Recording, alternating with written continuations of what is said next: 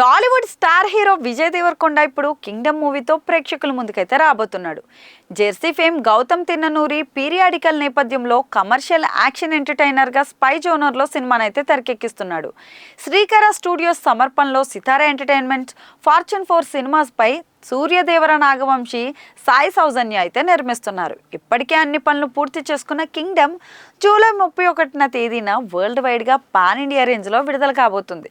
దీంతో makers promotions అయితే నిర్వహిస్తున్నారు. వరుసగా పాటలు కూడా రిలీజ్ చేస్తున్నారు. అదే సమయంలో నిర్మాత నాగవంశీ నాన్ స్టాప్గా ఇంటర్వ్యూలు ఇచ్చి సందడి చేస్తున్నారు.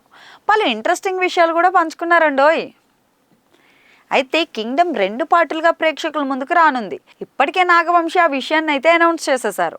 రీసెంట్గా అదే విషయంపై రెస్పాండ్ కూడా అయ్యారు. ఒక ఇంటర్వ్యూలో కింగ్డమ్ను 2 పార్టులుగా చూడాలా లేక సీక్వెల్గా చూడాలా అని హోస్ట్ అడగ్గా అప్పుడు నాగవంశీ అసలేం లేదు, కింగ్డమ్ను కింగ్డమ్లానే చూడాలి అని చెప్పుకొచ్చారు.